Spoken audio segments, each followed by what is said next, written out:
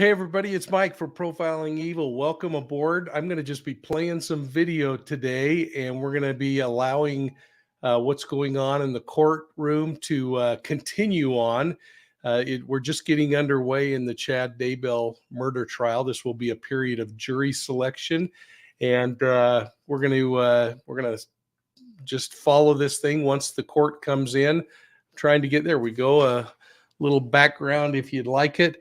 And I thought maybe as we get started, we could share a couple of things that are going on. I mean, think about it. It's April Fool's Day. And has there ever been a bigger fool than Chad Daybell? I mean, how fitting is it that this guy is going to trial on April Fool's Day?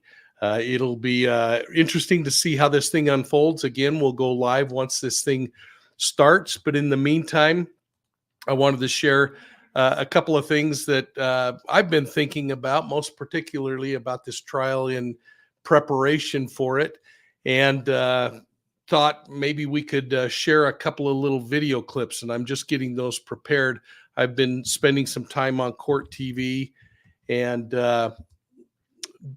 during that have had some pretty interesting discussions that I wanted to just share a couple of little clips with. As we wait, I think that there'll be some procedural things that are going on as they prepare for the trial to get underway. And the judge has already appeared on screen, and he will be back on again, I'm sure, in just a few moments. And as soon as, and I say that because he's already come on and said, hey, we're going to just take care of a couple of procedural things. So while we wait for that, we're going to just continue to watch what's going on and see if we can answer a couple of questions. I'll look and see if anybody has anything they want to chat about while we're going through this. And I want to just see how this little screen share is going to look. Yeah, so as soon as this gets started, we'll get underway and share what is happening in the case. In the meantime, let me just pull up a couple of little video clips. I had the chance Friday night to join Vinnie Politan on Court TV to talk about this case a little further. And the thing that seems to just keep bugging everybody is they want to bring in, well, let's jump to this first.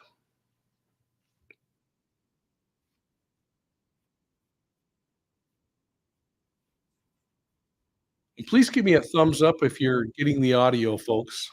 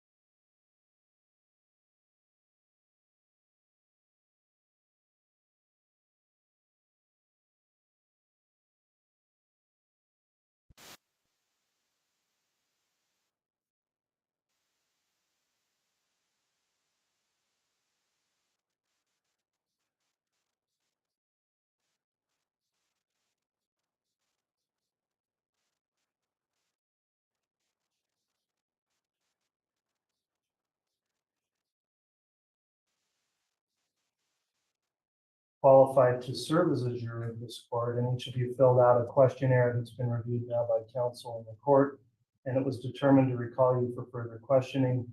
The thing we're doing in this trial at this stage is to select a total of 18 jurors, comprising 12 jurors and 6 alternates from among you. At this time, the clerk will now read a roll call of the jury not referring by name, but referring by your red card number. So I'll have the clerk do that. If you would just hold your number up once your number is called, we'll make sure we all know where you're seated and that this is the proper seating for this group. Once I call your number, if you can audibly answer that you're present. Juror number 11. Say present. Present. Juror number 27. Present. Juror number 31. Present. Juror number 41. Present. Juror number 48. Present. Juror number 56. Present. Juror number 67. Present. Juror number 121. Juror number 146.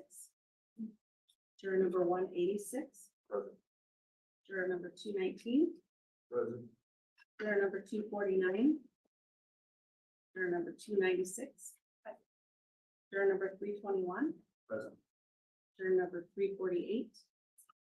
Juror 394. Present. Thank you. All right, to assist you in understanding and participating in the jury selection process, I'll now reintroduce you to the parties and their attorneys and briefly summarize what this case is about. When I introduce an individual to the stand and briefly face the jury panel, then we'll take your seat. This case has been brought by the state of Idaho. I'll sometimes refer to the state as the prosecution. The state's represented in this trial by Lindsay Blake, Fremont County prosecutor. Rob Wood is the Madison County prosecutor, and special assistant prosecutors Ingrid Beatty and Rocky Wixom. The defendant in this case is Chad Guy Daybell, who's represented by his attorney, John Pryor.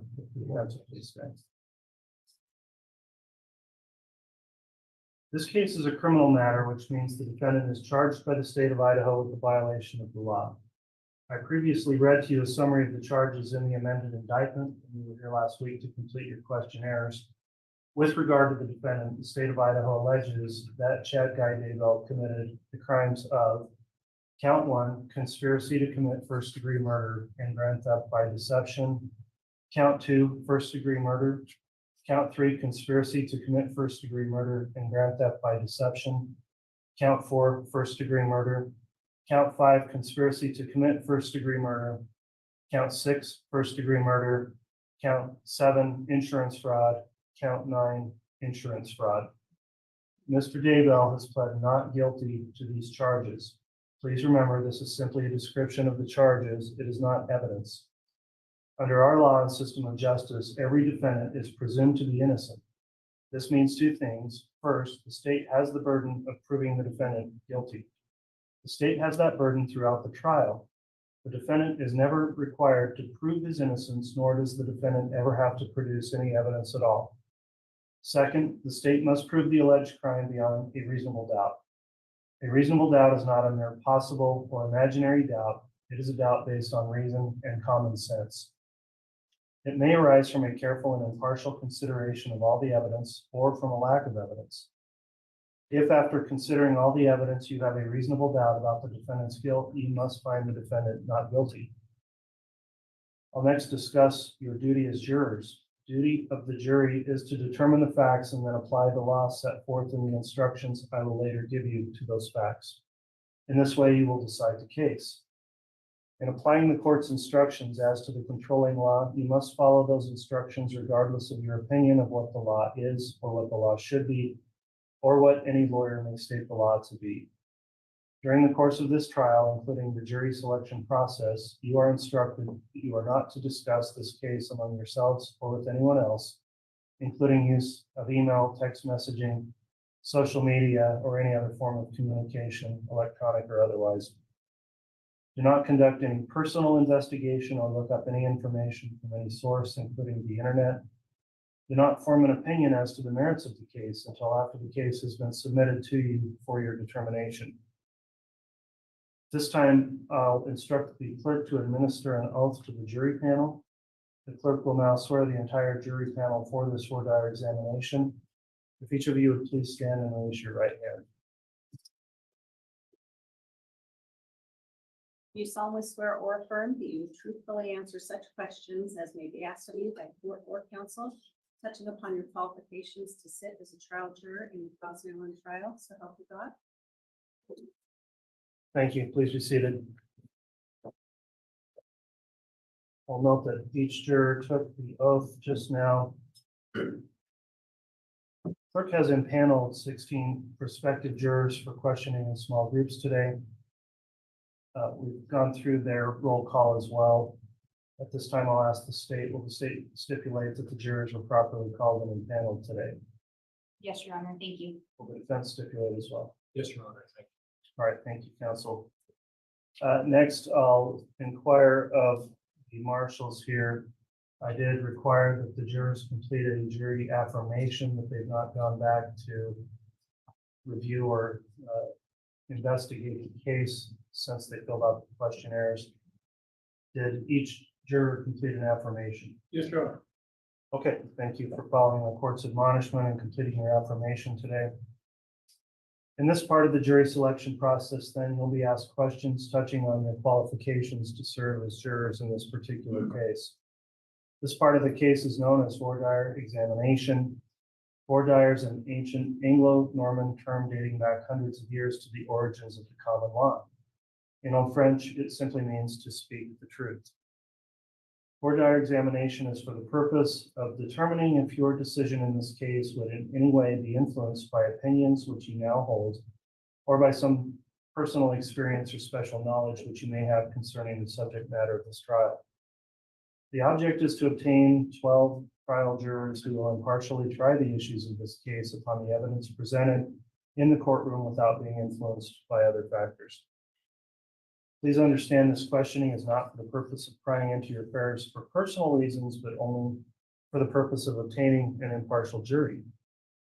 Whenever you need to answer a question, please raise your hand. When called upon to speak, please identify yourself by that red card number you have. Because these proceedings are being stenographically recorded by a court reporter, also please speak clearly and give audible answers such as yes or no, rather than, for example, nodding your head. In addition, please wait for the person you are addressing to finish the sentence before speaking, so the court reporter doesn't have to deal with two people speaking at the same time. Importantly, if you have any answer to questions and other questions I'll identify that would either be embarrassing for you to answer publicly or you think are best answered in a more private setting, the court will arrange that. Similarly, if you have an answer that you think could prejudice other prospective jurors, for example, of information you may know about this case, please refrain from discussing that in front of the other jurors, and we will talk to you about that individually as well, outside of the presence of the other jurors. As I mentioned then, if you have knowledge of this case from pretrial media or coverage or publicity, please don't discuss any specific facts of that in front of the other jurors. And there is a special instruction that's been given in this case, which I'll now give to each of you together. And the special instruction is as follows.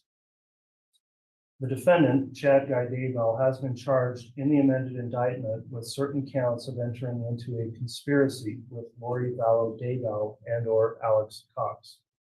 The crime of conspiracy involves an agreement by two or more persons to commit a crime.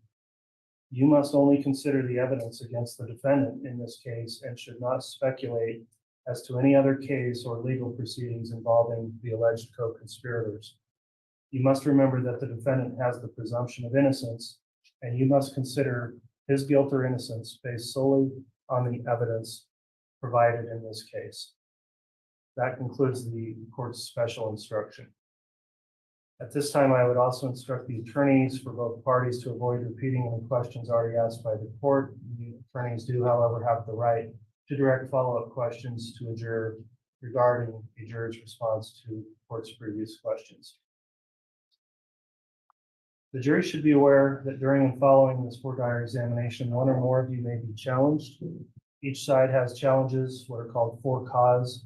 That means they can ask that a juror be excused for some specific reason. Later, there will also be what are called peremptory challenges, and that means each side can challenge a juror and ask they be excused without giving any reason for the dismissal. If you are excused by either side, please do not feel offended or feel your honesty or integrity has been questioned because it is not.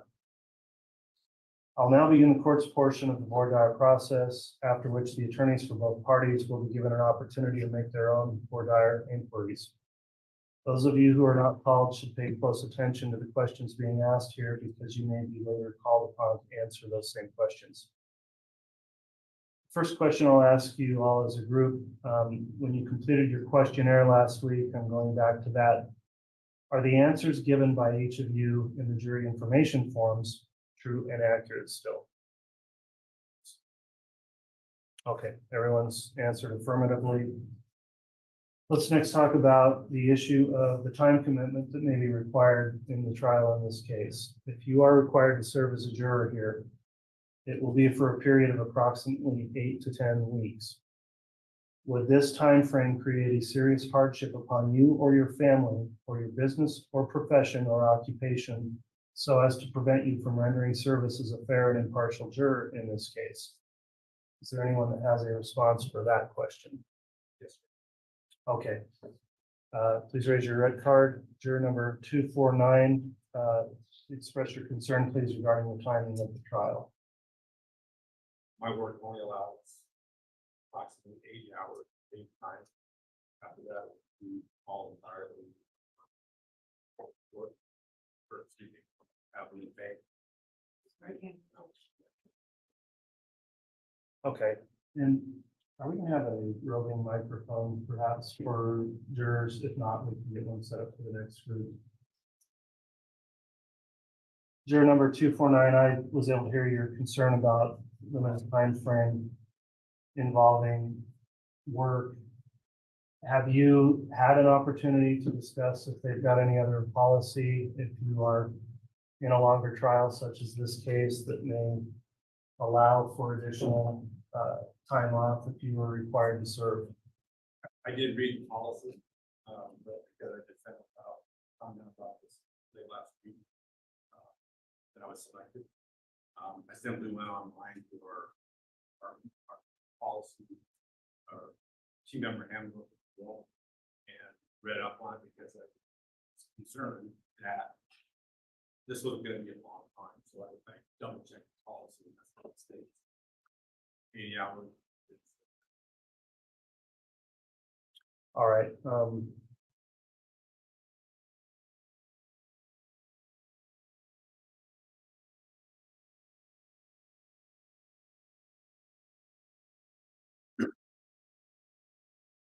Given the concern at this point, let me pass over first to the state and then the defense. If you have any additional voir dire at this time, specifically on the issue of a potential hardship for juror 249.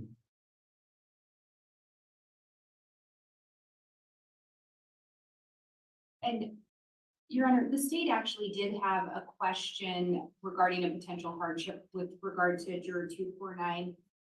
It's one that hasn't been talked about, but on the questionnaire, there was an indication that there was a May camping trip planned, but we just didn't have a lot of details. So we had actually planned on inquiring further regarding that hardship. Okay. Of the court wants to get into that. The state does not have an objection given what he's indicating his work policy is either. Okay, well, I'll allow you to return to that issue then in your individual voir dire. Juror number 249, I'll let the attorneys come back to you in their portion of voir dire to further question the hardship issue you've raised. Is there anyone else that would also express a concern of hardship if they were required to serve for that time frame? Yes. Okay, we've got a few more. Juror numbers 67. I'm a sole provider in my family. My wife has an autoimmune disorder, and so Check.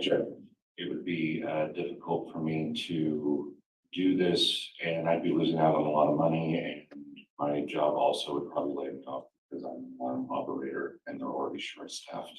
That's what I was told. When you say that's what you were told, did you discuss the potential of having to serve in this case since you filled out your questionnaire? Yes.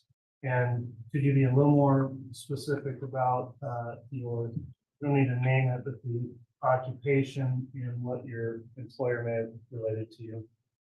The occupation is with alarm codes. I was on the central station, so I just answer a lot of alarms for places all over the country. And what I was told was that they're extremely short-staffed. If I was gone for 10 weeks, they would probably have to let me go because they'd have to have somebody else take my place. All right, with that particular concern raised, I am going to pass over for additional questioning at this time from both the state and then the defense. Does the state have any further questions for this juror number 6-7 in regards to the stated hardship? We don't have any further questions, Your Honor. We would have no objection to this juror being excused based on the hardship expressed today. All right, from the defense then, Mr. Pryor. Judge, there'd be no objection to having this juror excused. All right, well, juror 6-7, if you are facing loss of employment over this, the court would find that would qualify as an undue hardship that would prevent your service in this case, given the length of the trial. So the court thanks you for your service for coming in this morning. I'll allow you to be excused. Please drop off a copy of your questionnaire with the bailiff on your way.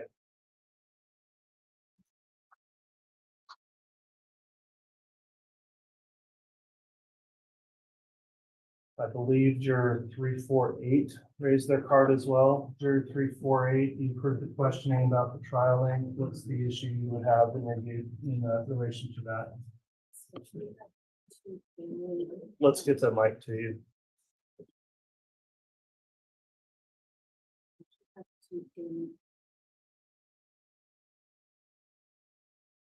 We have two family events that will transpire here during this time or directly after, one of which is my daughter's graduation from college. I did note these on the questionnaire in the circumstances with her graduation. That would be at the beginning of May. We were not able to have any kind of graduation celebration for her from high school, as that was 2020.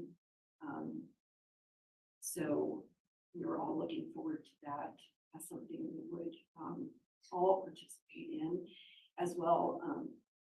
My mother passed away in February, and I am responsible as executor for her estate to prepare documents. I'm working with lawyers on the East Coast, which makes it a challenge as far as the time difference is concerned, as well as planning for her service, which will take place in June. Again, that is taking place on the East Coast. And I am responsible for planning that event as well. So those are the two circumstances as I noted on the questionnaire. And could you specify again, is it the first weekend of May that the graduation would take place? Is that on weekdays, or is that going to be on the weekend? The graduation takes place on a Friday. That would also involve transportation down on either Wednesday or Thursday as it's out of state. All right, counsel, I'm gonna again inquire of you. I know we're skipping ahead. You'll get your own individual voir dire, but on the narrow issue of a hardship expressed with juror 348, does the state have any additional inquiry? No, Your Honor, we would have no objection to this juror being excused. I do know on the questionnaire, she had indicated the graduation would be the first weekend of May, including Thursday to Sunday. All right, any voir dire from the defense on the issue? No, Judge, I was also aware that she had the obligations that required her to travel out of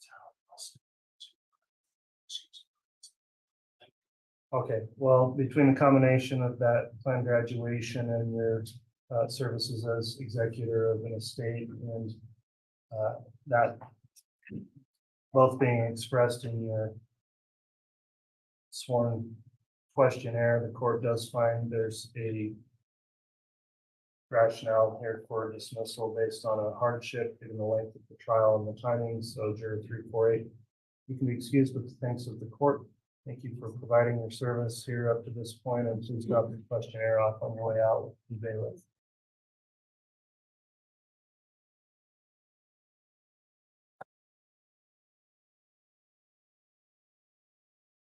Were there any other jurors that had an expressed concern over a hardship at this point? Okay, juror number 321. I have not looked into the policy as far as the amount of time, but it would be a financial hardship if that length amount of time without me working.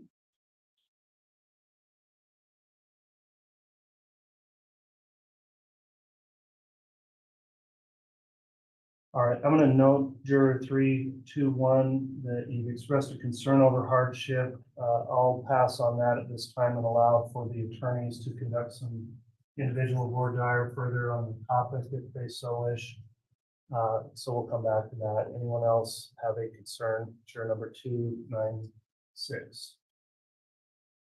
Good morning, Your Honor. I am currently in school on Mondays and Wednesdays, and CWI would conflict for the next 5 weeks. I put on my questionnaire that it's possible that I could take online courses or switch to an online course, but not entirely sure of that policy.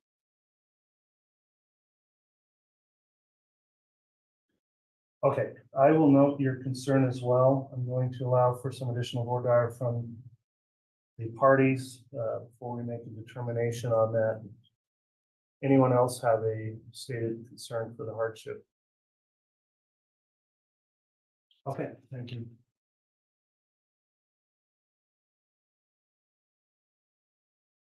Let me next discuss any previous knowledge you may have of this case. As I mentioned before, if you do know something specific that you've heard in the media or otherwise, please refrain from stating specific facts about that, but we do want to go into that issue. So first, let me see, I guess, by raise of your cards, other than what you were told when you came in to fill out that questionnaire and further advice today, do you know anything about this case, either through your own personal knowledge or by discussions with anyone else or from media information you've received? Is there anyone that knows about the case?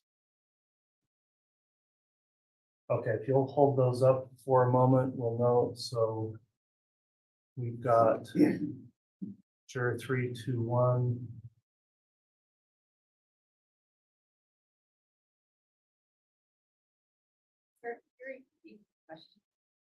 The question generally is just, do you know something about this case other than what you've learned by coming in for the questionnaire last week or today? All right, so on the back row, 321, 296, 219, 249, 146, 121. On the front row, we've got jurors 56, 48, 41, 31, and 27. So the majority of the group here, which is why I give that instruction. What we don't want to do is start seeing what everyone knows about the case. We'll talk to you individually about that.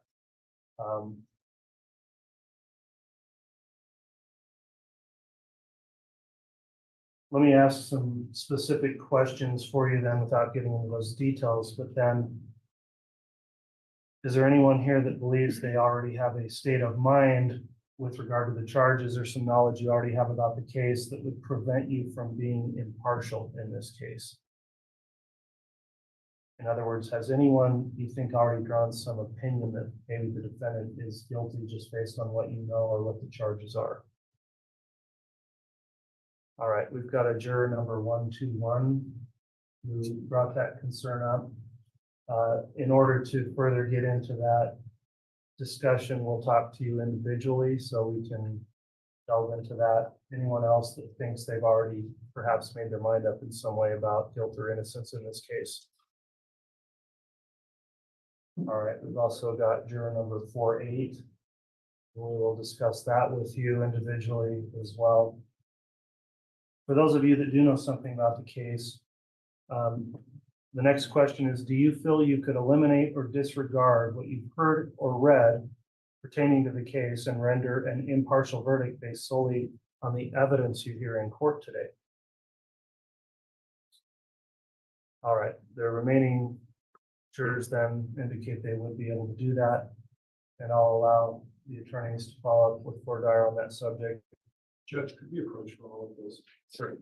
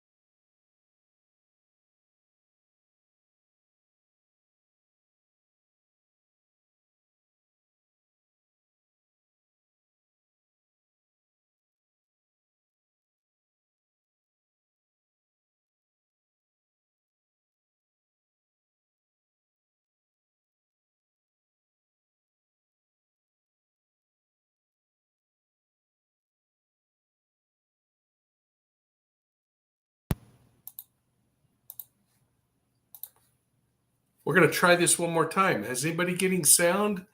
For some reason, all of a sudden, it's saying that it's not working. My microphone's all green. Let's see. Hang on.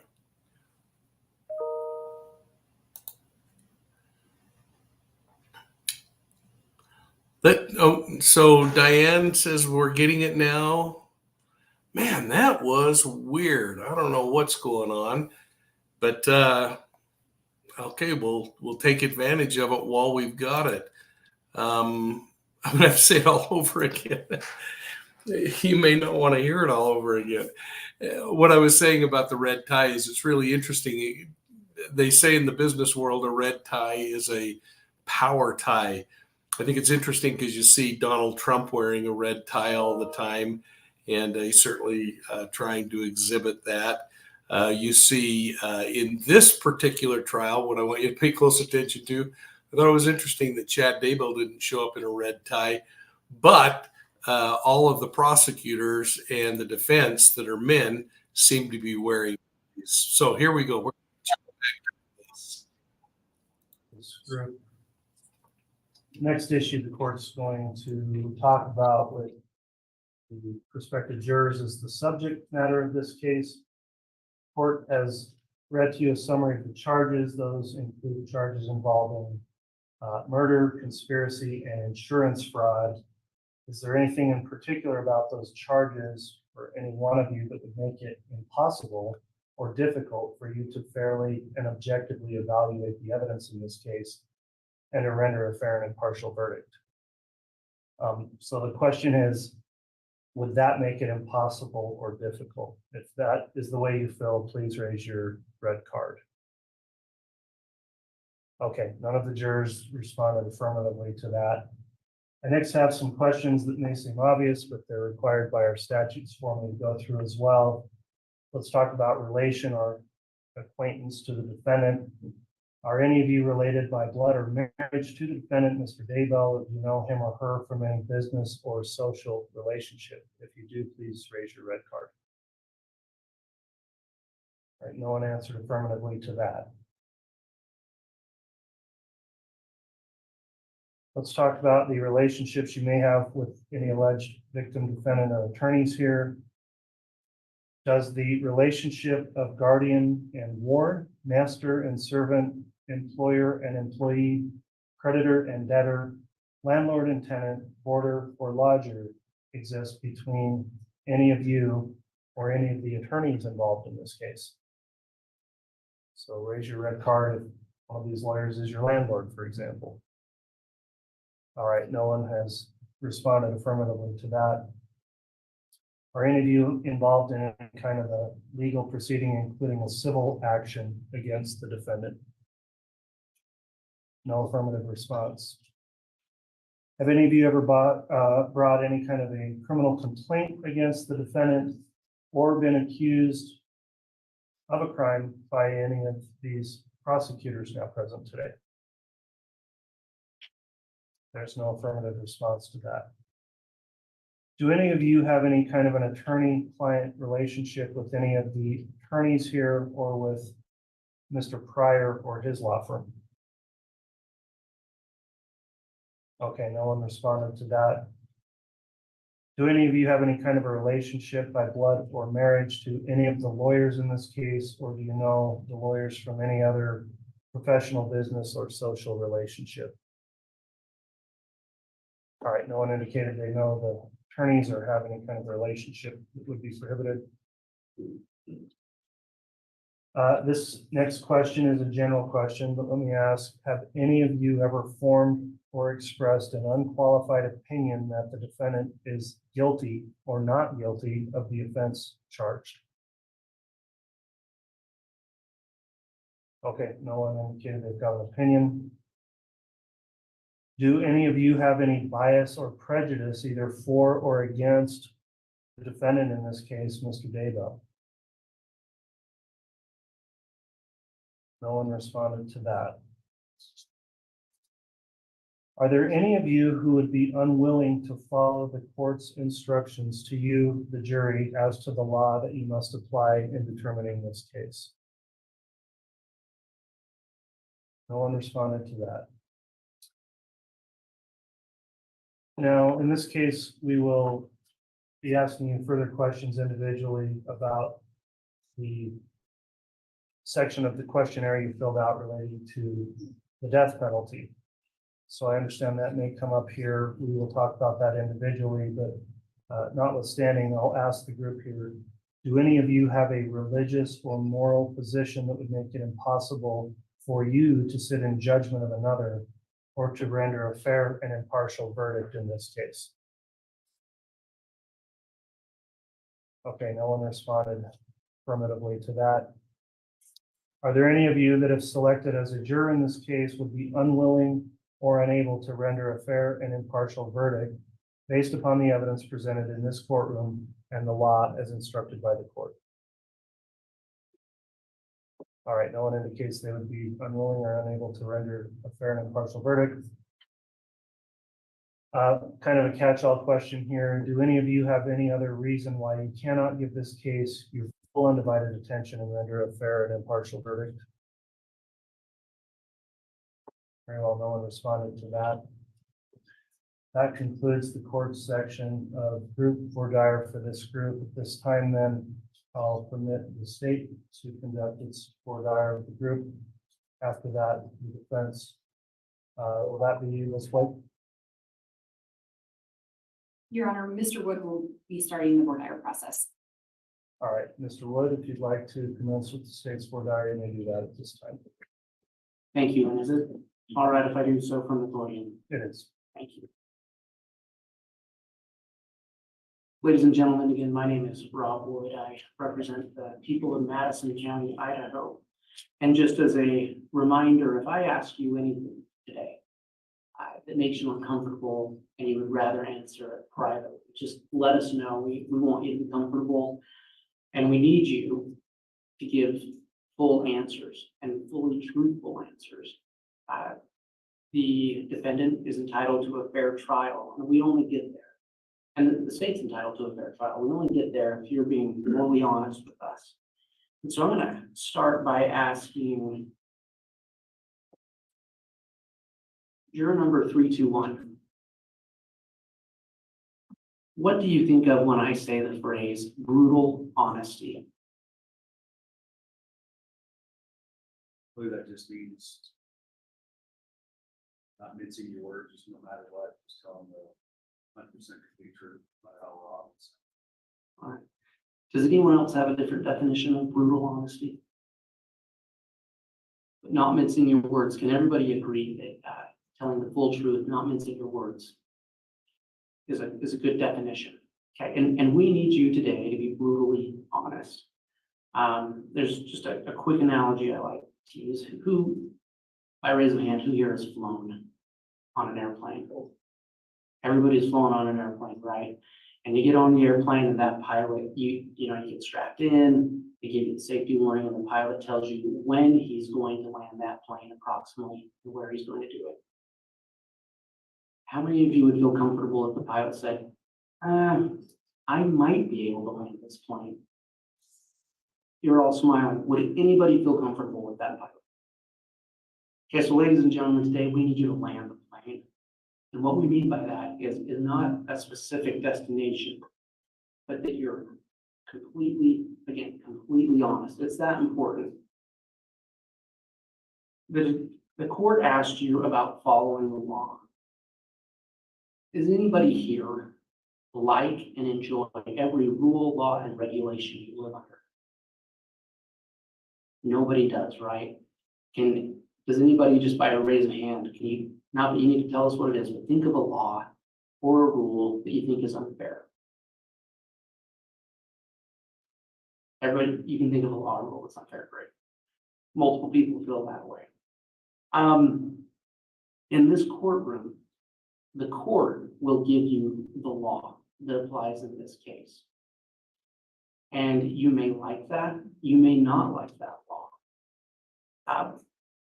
But for fairness to this defendant and for fairness to the people of Idaho, we all have to agree, follow that law. So even considering that maybe you won't like the law that you get, maybe it doesn't go with your gut. Can this defendant and can the state all rely on you to follow the law as it's given by this court? If you agree, yes, can you hold up your red card? This is important. 121, I saw a little bit of hesitation. Was that accurate, or was that just me? There is some hesitation. Tell us about your hesitation. And thank you for your honesty. Yeah, I mean, I don't know if you were gonna get into this later, but my hesitation is with the death penalty issue. That's where I hesitate. Okay, so, and we will talk about that. But thank you for bringing it up, and thank you for being honest. I'm gonna just shift gears really quickly. Does anybody here believe everything they hear on the internet or see on the internet? I'm the only one. So does anybody here believe everything they hear on the news? Everybody understand that the news is not always accurate. I'm not saying that to offend any reporters who might be here, but we all understand that facts change sometimes, right? And you might hear a story one day, and some of those facts are different the next day. This case has had a massive amount of media attention.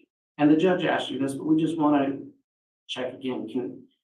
Is there anyone here who has any concerns with what they've heard before? And we don't want to go into a lot of detail now, we'll get into it later, but what they've heard before is going to cause them to not be able to give this defendant a fair trial. All right. Some of you talked about hardship, and we're just going to go over that really quick. Juror 249. If I recall, And if I say it incorrectly, just feel free to correct me. You get about 2 weeks of paid juror time. Is that accurate? Okay. Are you, if it's all right, if I ask you the sole provider in your home? Yes, Okay. And is it fair to say that you and your family rely on your income? yes, Okay.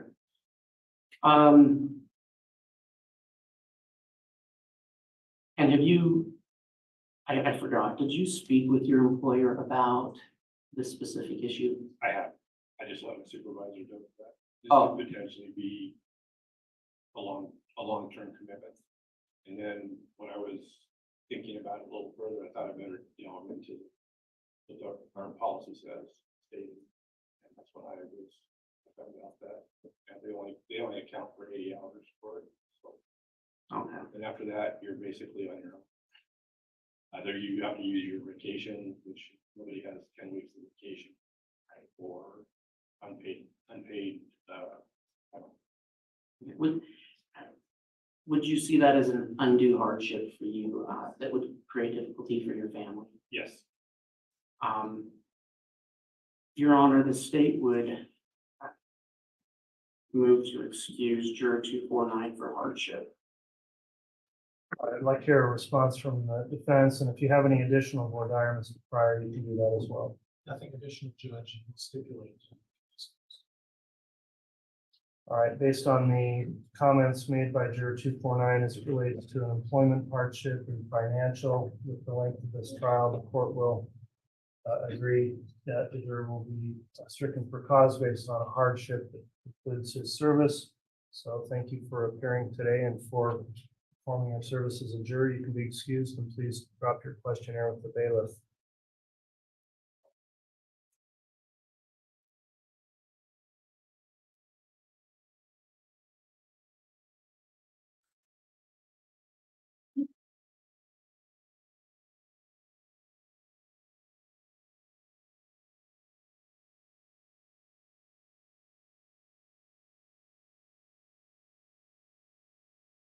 Juror 296, you had spoken about potential hardship, and I noted in your questionnaire, you said you had school Mondays and Wednesdays, but could do online classes.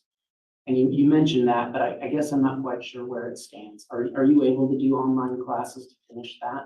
I'm not entirely sure, but I know they offer online classes for the classes that I'm currently in.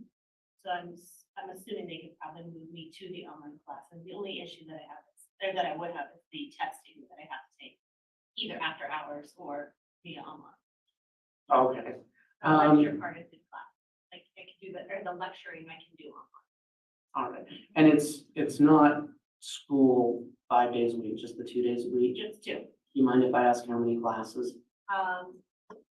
Two. Two. Biology class. All right. And so if, with the court's schedule of getting out at 3:30, do you think that would be something you could make work? Yes. And so would it be an undue hardship to be on this jury with your school? Not that I'm aware. Okay, thank you. Juror 321, you had mentioned a hardship. Could you? And I apologize, I kind of can't remember exactly what you said a few minutes ago. Can you tell us what that was? Yeah, I'm just unsure as far as, because I've not spoken with the employer about the length of this trial I may go. I just know that it would be unpaid time off. Okay. Are you a sole provider in your home? Yes, But so you haven't spoken with them yet. So are you sure that it would be unpaid time off, or do they have some type of juror policy where they pay you while you serve on the jury? honestly, I'm not aware. They might possibly have a policy, I just don't know about it. Do you think that's information you could find out in the next couple of days and notify the court if there was a change? Absolutely. Okay. Thank you. I also did note in your, I believe it was in your questionnaire that you wanted to see some college games of one of your children. Is that you? Am I confused? Okay. And where are those games? They're in Oregon City, Oregon. Okay. And is baseball? Yes, Okay. What year is your son? he's a sophomore. Okay. And I'm not trying to be insensitive. Being a juror is hard for everyone and inconvenient, but if you weren't able to see some of those games, would you be able to see them next year? Yes, And so would it be an undue hardship to miss some of those games? No. Thank you.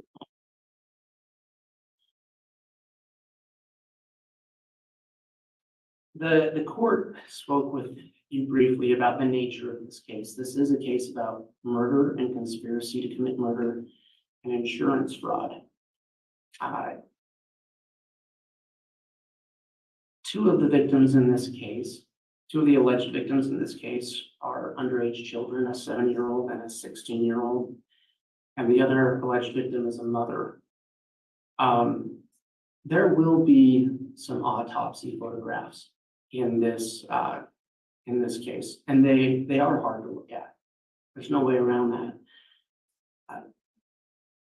But does anybody here think that seeing those would automatically sway them one way or the other, or that they'd be able to objectively weigh those, still weigh that evidence against all the other evidence?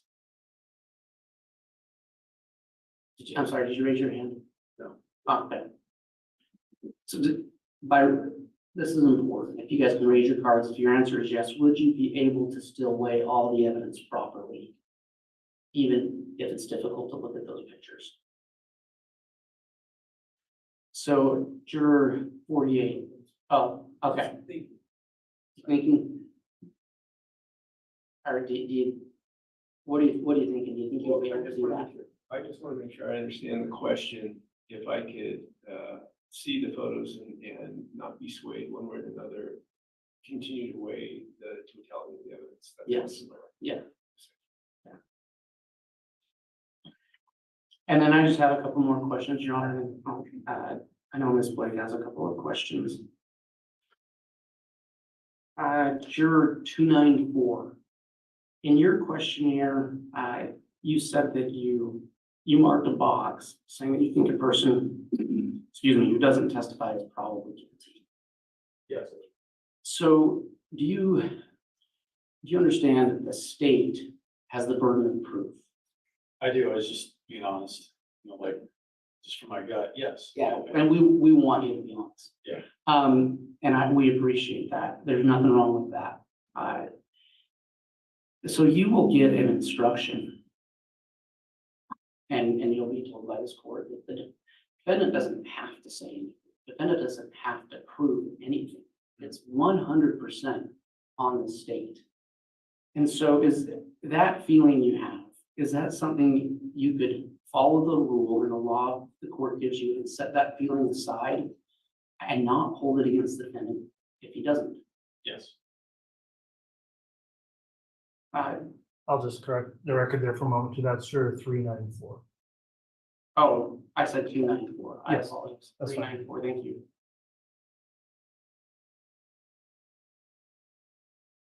Can I take this moment to mention hardship? Please do, yeah. It's not necessarily hardship. There's a family vacation, family reunion, scheduled for week 10, June 6th through 10th, but travel would be needed on either side to Arkansas. It's not a hardship, but I thought I'd just mention that. I'm not losing work. I didn't anticipate checking on my jury duty leave for work, so that's an open question in my mind as to if I can take the whole time, that's acceptable, or if it actually is a restricted amount of time like other people in this profession of like today. Okay, and if that does create a hardship, will you let the court know? Yes.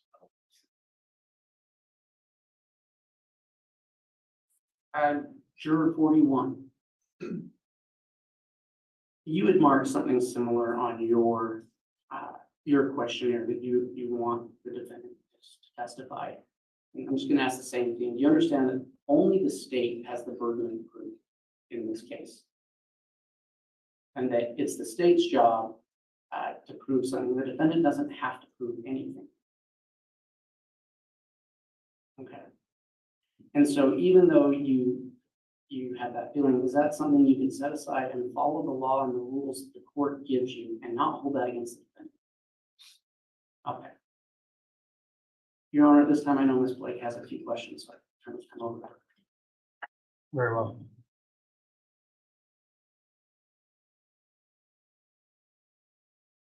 Good morning, ladies and gentlemen. Thanks for being back with us today. I know you were all here last week, and this is a bit of a process, so we appreciate you hanging in there with us. And I will try to be fairly brief because I know you've already had a lot of questions today.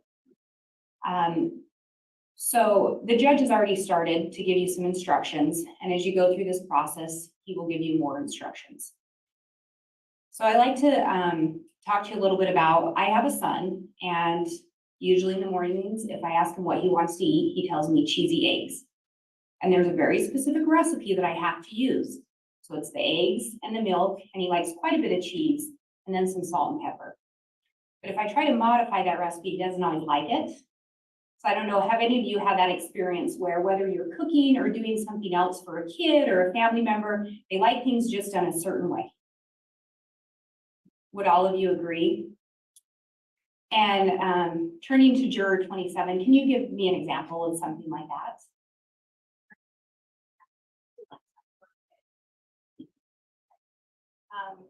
Yes, I have 4 kids and they are very opinionated of how I cook and prepare their toast and their sandwiches and how I cut it in. So yeah, You can relate. really.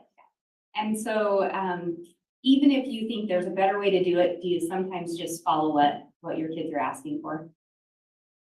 Well, in relation to food, yes. If it's something that's going to injure them, no. Yes, I'll keep it with the food example. So if it's food, they want the crust cut off, something like that, you'll do it because that's what they're asking you to do. Yes, I mean, unless there's a nutritional opinion I have, but if it's something simple, sure. And in the back there, juror 186, I think I also saw you nod. Can you give us an example of something like that? Same thing as you guys, I have 4 kids as well, and they like their food a certain way, especially when they're little. Anything to get them to eat. And if you know a better way to do it, or maybe you would add something because it gives it better flavor, do you sometimes follow what your kids want? I try to give them, sneak something in there that maybe I think will taste better, try to change their mind. Food, they're little. And so with this court, because I'm like a kid, we're gonna get instructions from the judge. And if the judge gives you instructions, they may say, these are the specific elements of a crime. And sometimes it's easy to look at that and say, well, that doesn't make a lot of sense. Or if you added this, it would make it a little bit better. Would everyone here agree that regardless of what you may think with the rule and instruction given by the judge, that you could absolutely follow what he outlines? Would everyone agree that you would hold the state to the burden of the specific elements outlined by the judge? So even if you might say, this would make it a little more nutritional this time, or hey, I might sneak a new flavor in, everyone could refrain from doing that if it was an instruction from the court. Does anyone have concerns with doing that? Thank you.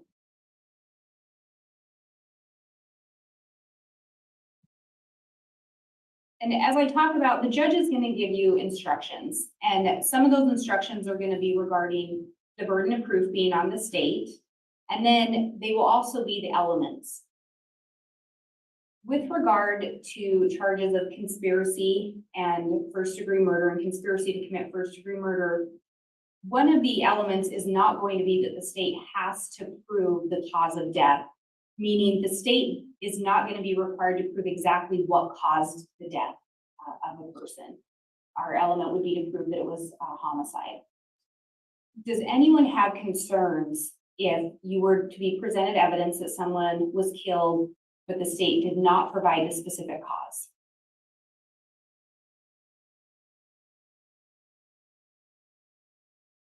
No concerns. So if the state put on evidence that it was a homicide, but not the exact cause of that homicide, that wouldn't cause anyone concern. Because again, you'll have instructions from the judge. 394, I see your mark.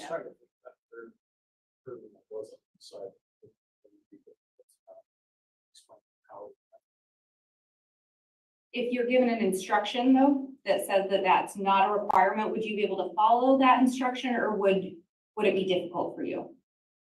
I think it would be based on my question.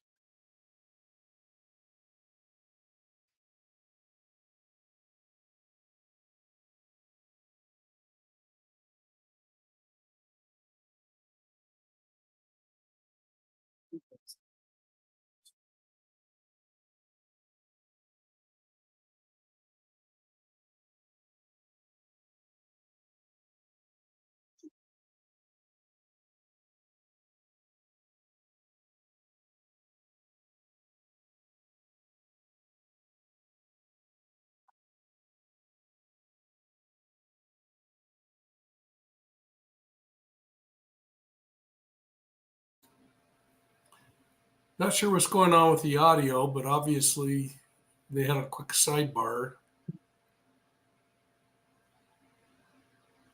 And it looks like we might get back here. So in this case, you are going to hear from quite a few witnesses. And some of the witnesses may have different religious views than you have. Does anyone have concerns that it would be difficult for you to listen to or give proper weight to someone's testimony based on them holding different religious views? Would anyone have problems if someone held different views in general, again, just with being able to weigh their testimony?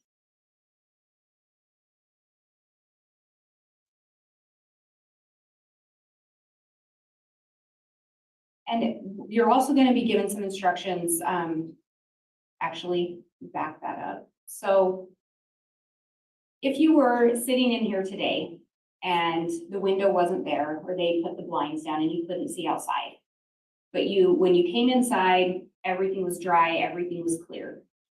And then as you enter the building, you see the sky starting to get a little bit dark. It's starting to turn gray. You come in here, they close the blinds, you can't see outside, and you go outside and there's water on your car, and there's water on the pavement, water on the grass, everything's wet. What would you be able to determine what had happened? I see some nods. Juror 296, what would you determine had happened? And would you determine that even if it had quit raining by the time you got outside? So there would be enough there without you actually personally, physically observing the rain. And 321, I saw you nodding as well. Similar. And so would everyone agree, you may hear the term circumstantial evidence. Even if you don't see something happen, there could still be other evidence to support that. And would everyone be willing to weigh that evidence? Because again, as jurors, part of your job is going to be to weigh all the evidence and give it the weight you feel that it's due as you're listening to all the testimony of the evidence come in. Anyone have concerns about their ability to do that?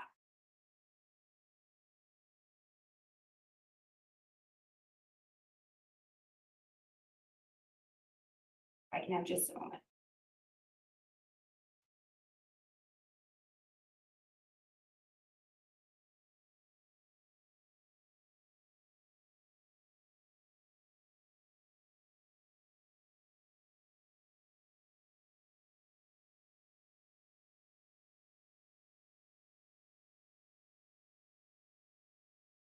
The state has no additional questions, Your Honor. All right, that will conclude the state's portion of voir dire of the group. Mr. Pryor, you may do so on behalf of your client now.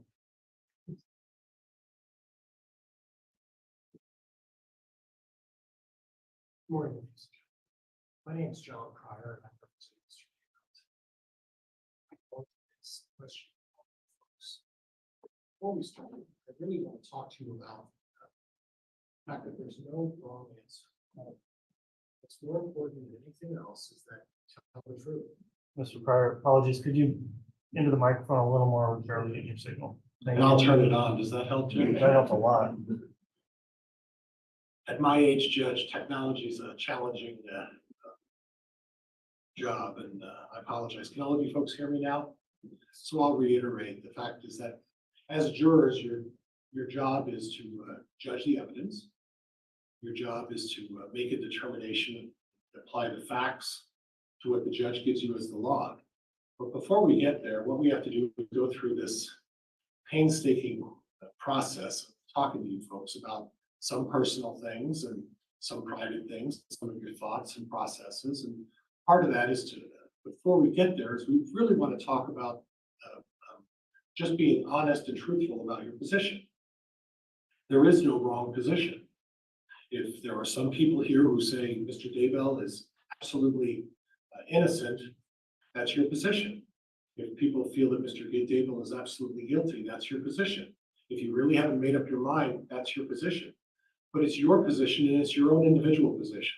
And what's important is that you apply the facts not as you see the group and go along with the group, but that you basically tell the truth and you speak your mind. This is your opportunity to say how you feel and to be honest about how you feel. Is there anybody who really doesn't understand that?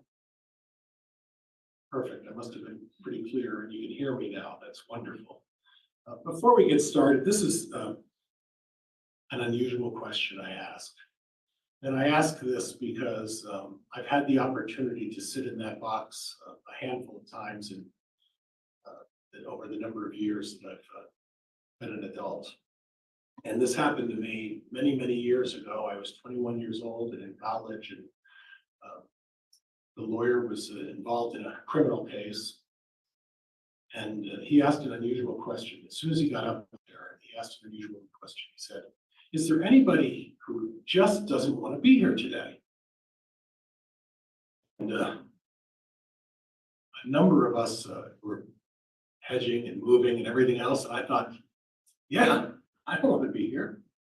I don't really want to. Well, why don't you want to be here?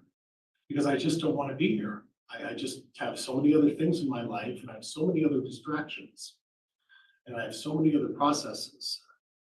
And I was a college student, naive and wide-eyed, and I said, I understand the obligation to be a juror. I understand that it's something that we have to do as our civic duty, but I just don't feel like I can give the attention to this thing that I really think it deserves.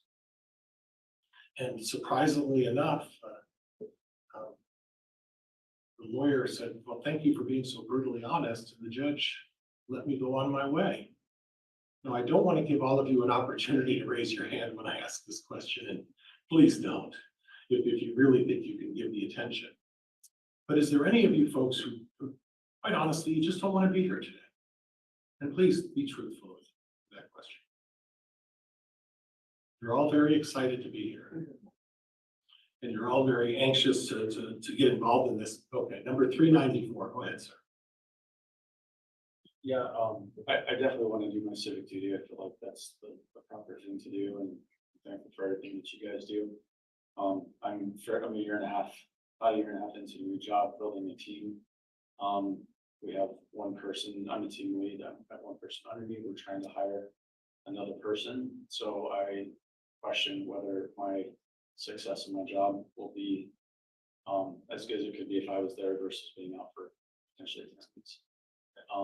And of course, I don't want to think deeply about a murder case, just the content. But again, I want to do my civic duty, so that's kind of where my. And I appreciate that. Your job's important. You're a data engineer, if I remember right. I'm going off of memory. Yes. My memory serves me that that's what you do as a data engineer. Is that right? I am a data engineer. I said data. It's data. Yes, either way. Back and forth. Yeah, my wife's a part-time biller, about 10 hours a week, so I'm the primary. Do you have children? Yes, we have 3. I remember that as well. I just wanted you to tell me that. Okay. And do you really think this could potentially affect your occupation? I don't know. I need to talk to my manager today and see realistically how this would impact either my future growth or the paid time off policy for jury duty. Well, the one thing that caught my attention was that as a data engineer and having been married, and she's going to kill me for announcing this to the world, I guess, my ex-wife was an engineer, and it was everybody's smiling about that. I understand that when you're working on projects, that a lot of time those projects are particular to the individual engineer. Is that your position as well? Yeah, we basically serve all areas of the business, whether it's product or finance or customer success. So they're long, they can be very short requests, but usually they're multiple weeks. Okay. Is there anybody else who would like to, provide me information about whether they just don't want to be here? And frankly, folks, there is no wrong answer. I can assure you that the story I told you about speaking up and saying I didn't want to be there, absolutely true. And then it was just one of these situations where I just felt like I couldn't provide the necessary attention. And that was going to be a 2 or 3 day trial. What we're dealing with in this case, folks, is a 10-week trial.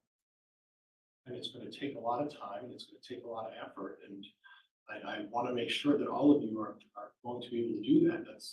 That's a significant request from all of you. And all of us, the 4 prosecuting attorneys, the judge and myself, Mr. Daybell, we're asking you to put that kind of a commitment into this. It's 10 weeks. It's 2.5 months of your life that we're going to be asking you to put forth. Juror number 27, you're shaking your head. Do you have any concerns or questions about that? Or thoughts, please? No. I'm shaking my head in agreement that it is a big commitment, but feel if this is what you feel I should do, then that's just my duty to it. And I guess I'd be clear on that. I welcome everybody's thoughts on that. And I don't want anyone to think that, well, you're doing this because it's what you feel I want you to do. In your own mind, and I can't evaluate what each of your life situations are. I'm given a very small description of facts, questionnaire that was filled out, and the difficult situations that I have to determine. And sort of the 4 prosecuting attorneys who are working on this case, we have to determine with that small window of information what kind of impact this is going to have on you. That's very important. I do spend time on this. I spend a lot of time on this. And I do that because the consequences are significant here. You've all read or heard the allegations against Mr. Daybell. And I just want to make sure that all of you are going to be able to put that time commitment in and spend the time to work on this significant project. And much like our friend 394, it's a significant project. So again, is there anybody who's having any hesitation? Please speak up. Please speak up now, because the time to change your mind later will become difficult. So I ask again, is there anyone who's having any concerns or hesitation? 121, please tell me what your thoughts are. I mean, I feel kind of similar to what he said, where like I do recognize it's, my duty, and but I just think like I've just been thinking a lot about just how a lot of the troubling aspects of it, and that's the reason why honestly I didn't want to be here today. Would be the troubling aspects. And is it your position you would just rather not be part of this? And please be honest. Yeah. Okay. Do you think that your views and your thoughts on that would create some sort of concern in how you look at the evidence? Yeah. Would you be more inclined to rush through this because you want to get this done? Yeah. Would you be able to take the time to look at the facts and look at them, in an impartial manner? Yeah. Okay. All right. Thank you. And I appreciate your honesty. I really do. Please, and I'm going to forget juror number 121, I think. No, 146. I'm sorry. I was just going to say, Would you, officer, would you please do it? I have a loud voice, but not everybody's gifted with such a projected voice as I am. I hate my voice on the microphone. I think every one of us probably would be lying if we said we were like so excited to be here and wanted to. But I feel like it's just jumping out of my chest. Like if any of us are supposed to be here, we will be here. Okay. I'm not particularly excited to be here. I have 5 little kids, but it is what it is. And if we're supposed to be here, we'll get picked and chosen. And Well, I don't know why I'm, but that's just how I feel about it. and that's one of the things that I looked at when I saw your profile. You had 5 children. We have 5 kids and I run a daycare. Run a daycare center. And then I'm going to use my cheat sheet a little bit, but in addition to that, I guess I didn't have to just pop my head for some reason. But your husband is involved in landscaping. Yep, we have a landscaping business too. So do you help in that landscaping business? No. No. I mean, like, doing invoices and things like that, I do, but not. So you do paperwork in your free time. I'm the free When secretary. when you raise the hand, I'll get to you in a minute. I just saw the reaction. Juror number 186. I just saw the reaction. I'll get to you. In your free time, when you're not dealing with your 5 kids and gathering them up and taking those family responsibilities, you're then taking on the obligation of running a daycare. How many kids do you have in that daycare? 3 to 4. Okay. And then, like you said, in your free time, when you're done taking care of the kids and taking care of the daycare, you then do the paperwork. Yeah, when it's needed. It almost sounds like this would be a vacation. If I'm being totally honest, when the judge said at the beginning you could be sequestered, I was like, oh, it's gonna be a spa for me. I think it would be. Well, I think it was your questionnaire. I read that you made some comment in the questionnaire saying, LOL or something like that. That was your. Probably being a smart ass, but a sequestered would not be like the worst thing for me. Okay, and thank you for your honesty. And then juror number 186, you smiled and you had some thoughts. Please talk to me. Oh, I was just smiling at her comment of being the free secretary. Okay, and tell me about that, how that applies to you. I just thought it was funny that the way she worded it. Had nothing to do with me. Okay, okay. Okay, is there anybody else, and I know I've spent a lot of time on this, and it is important, and the idea is to get you folks to be, I understand, at least the camera's on me right now, from what I understand. And it's not on you, so you have this wonderful opportunity to speak your mind and tell me what your thoughts are on this, whether or not any of you, for the last time, do you really have any reservations or anything you would like to comment about participating in this process? Anyone? No one? Okay, thank you. I'm going to move on to a little bit of a different subject. And one of the things I need to talk to you folks about is that Mr. Daybell's here today because he's pled not guilty to the charges. And I'm going to ask you questions that may concern whether he's guilty or not. And I don't want you to read from my questions that I believe Mr. Daybell's guilty or anybody else believes Mr. Daybell's guilty. The fact is, we still have to delve into these questions and talk about these things because it's important that we try to get in this very little time that we're going to spend together, get an idea of what your thoughts are, what you folks are thinking, how do you feel about a variety of things. So please don't read into my questions or assume I'm asking you something because I believe one way or the other. Once again, all I'm trying to do is to just get an idea of the person you are. Right now, I'm speaking and it's being broadcast everywhere and people are getting an impression. I don't know if I want to read some of the impressions they're going to talk about me or say about me, but they're getting an impression. And by the same token, I'm going to ask you questions to also get an impression, get an idea what you think about. And that's what's important. It's important that I do that because it's the way we are able to determine whether we think you're a good fit, whether the prosecutor thinks you're a good fit. And that's part of the overall process of doing this jury voir dire. Juror number 56, you were nodding your head. Is there something you would like to offer in regards to that? No, just agreeing. You're agreeing. Process. Well, thank you. I appreciate that.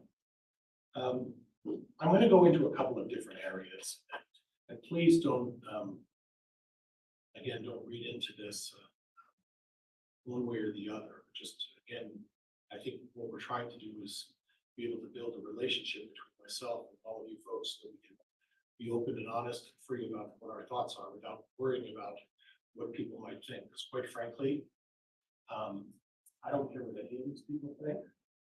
I could care less, and that may hurt some of their feelings. But I do want to know what you folks think. It's important, and the state wants to know what you folks think, and it's important because all of us agree that in the end, the state's entitled to a fair and unbiased jury. Would everybody agree with that? You could raise your things, not your hands, just your numbers. I'm sorry, folks. I just want to thank you. Thank you. And would all of you agree that Mr. Daybell is entitled to a fair, unbiased jury? Okay, thank you. And on that note, I'd like to start out by asking you folks, is there anybody right now who thinks that Mr. Daybell is guilty or is probably guilty? Okay. Okay.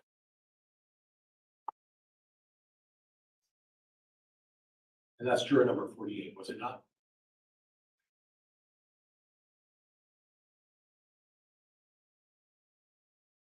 Now, juror number 48, is that going to impact your ability to make a determination as to, in the end, whether or not Mr. Daybell is guilty, going into this process with the idea that you believe or possibly believe that Mr. Daybell is guilty?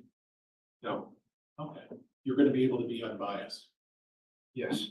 Okay, and let's talk about that because that leads into the next area that I'd like to talk to you folks about bias.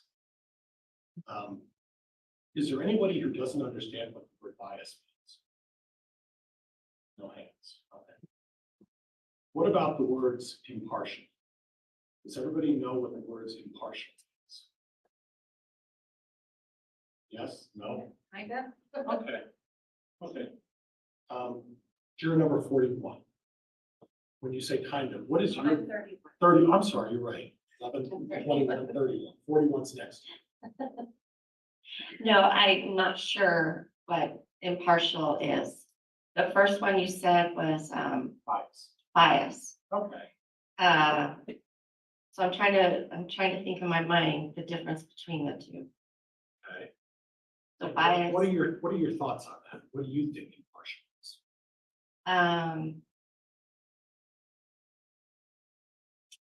Depending on what I see, if I trust in that, Okay. or I don't trust in what I see. Okay. Is that kind of what I'm Okay. looking for? All right. Okay. Juror number 219. Thank you. What are your thoughts on when you hear the words impartial? That I would be neutral until basically there's sufficient information to make up my mind one way or the other. Okay. Okay, is there anybody who disagrees with that? That was, you must be a teacher or something, because that's a great explanation. No, sir. Okay. Is there anybody who disagrees with that you must remain neutral? Does everybody agree with that? You must remain neutral? Okay, thank you. So we're going to go back to this issue of bias and influence. And you're going to hear from a lot of witnesses. Does everybody agree that there are witnesses that can be influenced and sort of coerced into saying things that are not necessarily true or false? Everybody, would you raise your hands to see if that's something everybody agrees with, or if you don't agree with it? Or your cards, either way. I didn't see at the very back there. Looks like 296. Okay, I'm sorry, I missed it. I'm sorry.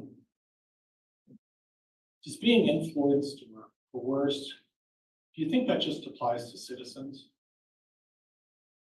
Anybody think that it just applies to citizens? Raise your hand if you think it just applies to citizens. Okay. What about law enforcement? Anybody agrees that law enforcement could be swayed? Maybe they could be influenced to go and testify a certain way to support one side or the other? Anyone? No one thinks that's possible? Can you restate it? I thought you. Just law enforcement. Do you think the issue of being biased or being influenced, do you think that just applies to ordinary citizens? Does anybody believe that it could also apply to people who are in law enforcement? Now, I don't want to pick you out, and please forgive me, number 27, but my recollection when I read the profiles, and this was last week, is that your father's a police officer. Retired police officer, that's what I remember. Okay. Is that concept something that, just the fact that I bring it up, is that somehow offending you or causing you concern that I'm bringing a statement like that? No, I absolutely believe there are good cops and bad cops. Okay. And in that instance, when we're talking about officers, that police officers are no different than every ordinary citizens, right? Correct. And they're susceptible to the same influences and the same manipulations that other people are susceptible to, right? Yes, correct. And when you're talking about a criminal case, and you're talking about a law enforcement officer, what do you see as the role in that case? The same as all of us, seeking the truth and believing the truth without a bias. Okay, what if they have an agenda in advance of the investigation of cases? Would that cause you concern? If the police officer has an agenda, yes, that would have a bias. Okay. And as far as a role in a case, would you agree with me that a police officer's role in a case is to investigate the facts and report the facts? Absolutely. Is there anybody who disagrees with that? Nobody disagrees with that? What about a police officer or an agency that decides to aid in supporting one side or the other and pushing their own agenda? Is that problematic for anybody? Raise your hand if you think that's problematic. Or raise your cards. I'm sorry, Judge, I guess we're on cards. So nobody disagrees with that. So when you hear evidence of that, is there anybody who causes pause for concern as to how they evaluate the bias of that particular police officer? In other words, if you hear that a police officer has an agenda, that he's pursuing a situation where they're trying to develop the fact that someone is guilty rather than investigating the case. In other words, they found their target. Okay, and I don't want to get into. Do we approach? Yes.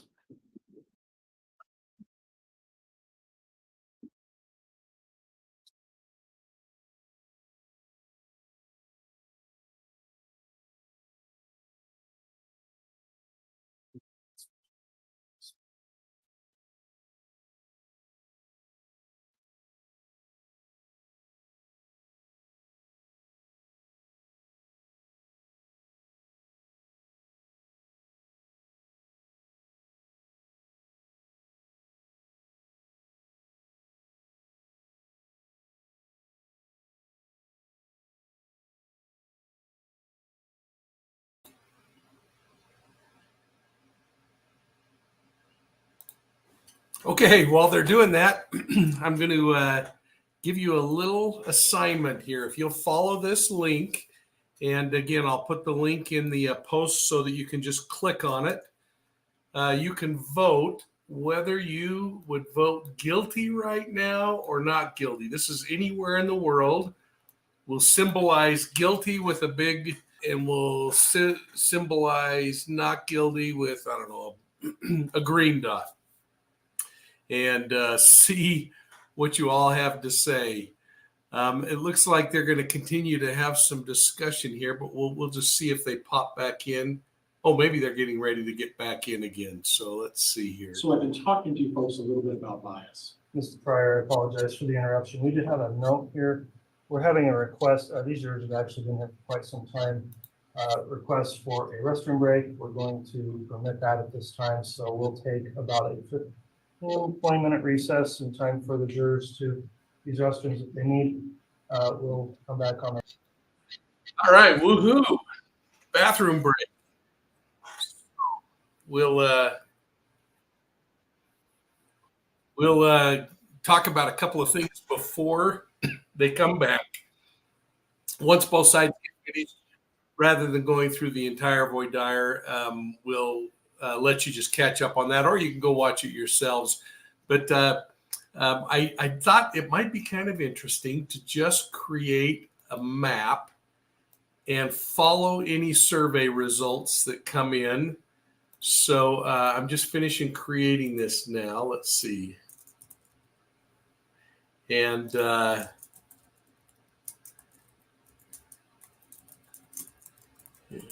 okay. And we'll see if there's any response from any of you. So you can follow that link that's on the screen, or I put it in the chat box. I'll put it here again.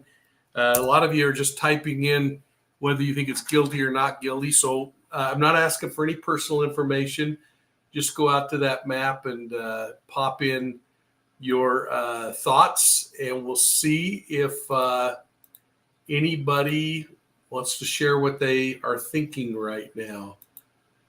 So let's see here.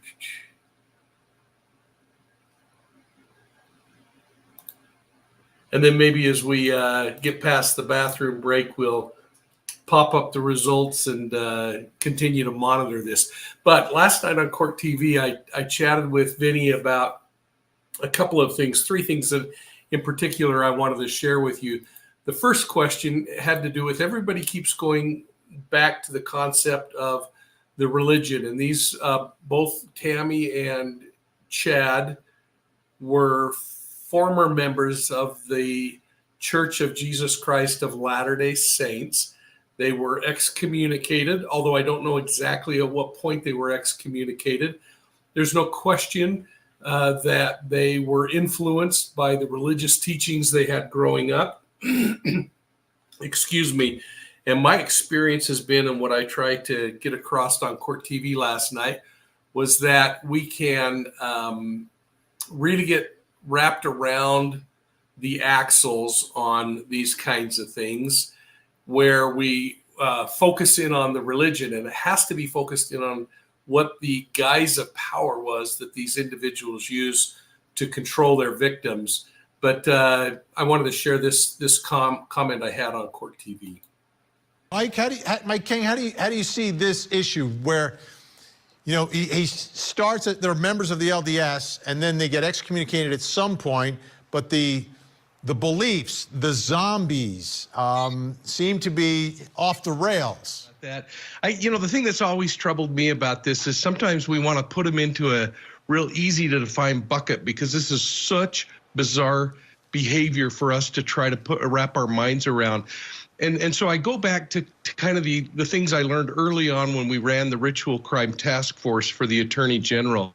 And the main thing that we learned, Vinny, was that usually it's more important to focus on the predatory behaviors that are exhibited and try to figure out that based on what someone's ideology is, what someone's background is, if they're using those kinds of things that they might have learned in attending some worship service somewhere as a youth or throughout their life, or the way in which they pray, that they use that and they start to twist it and they mingle it with philosophy and everything else to come up with something that seems pretty believable.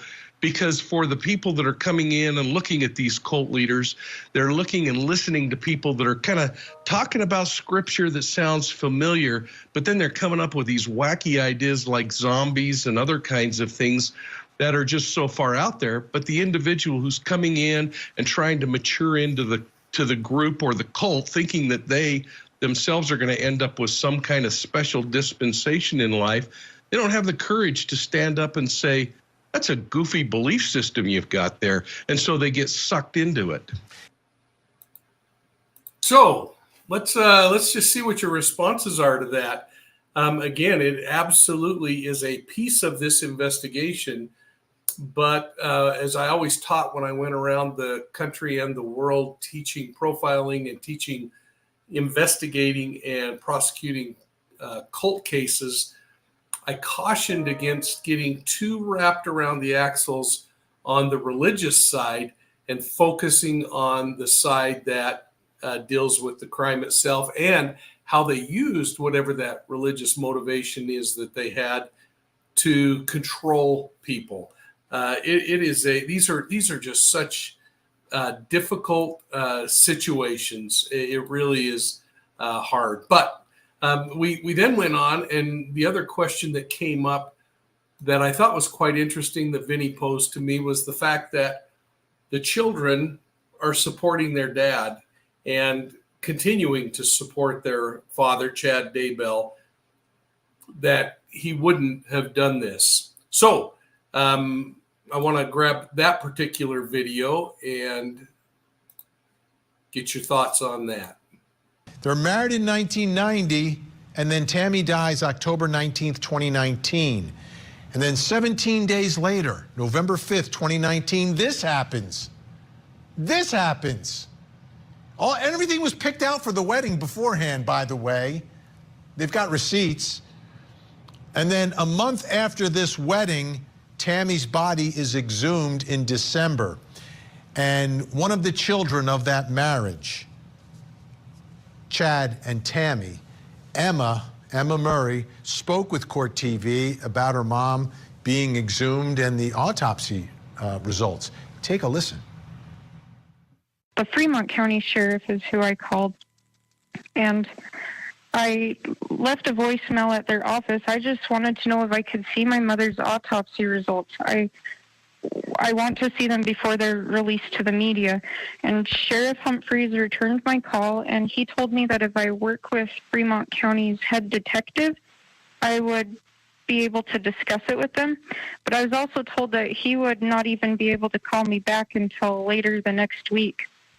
And my brothers and sisters and I have been on pins and needles for over a year waiting to know what this report says. But I was told that the sheriff himself cannot let my mother's own children see an autopsy report until we all meet together with a detective and answer all of their questions. I don't understand why we would have to meet with a detective just to see a report. And it's something so private, personal, and sensitive that this isn't something that we would be going around talking about anyway. I just want to see the autopsy report. This is my mom. I don't think this is common knowledge, but the Fremont County Sheriff's Office reported the exhumation of my mother's body in December 2019, 2 weeks after the fact, through a public press release from the Rexburg Police Department. That's a city in a different county. They did not sit us down or anything and prepare us or let us know what was going on. But we found out that our mother had been exhumed. I didn't even know what that word meant, but she was exhumed and we had no idea.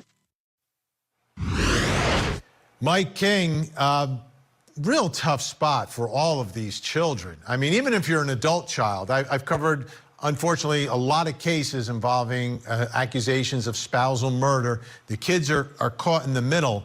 And I would say 18 times out of 20, they believe that their parent is not guilty of anything here. Yeah. In this, despite the evidence, and here, the timing of everything. I mean, Tammy is dead October 19th, and they're getting married on November 5th. Yeah, that whole thing, Vinny, is so troubling to those of us on the outside that are not connected by the emotion.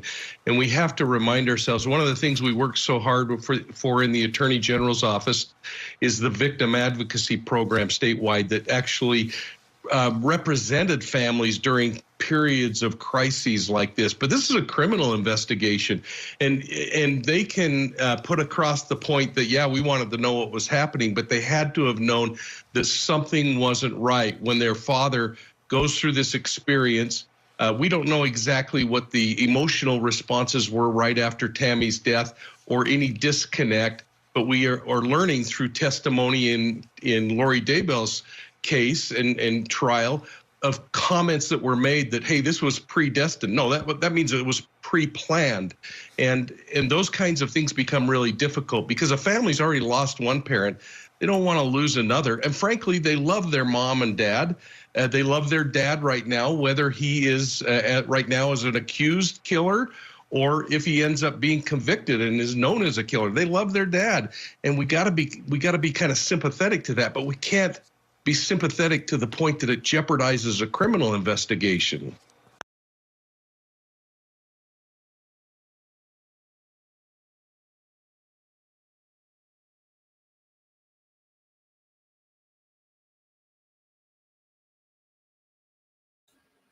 It's like training a monkey here. I got the mute off now.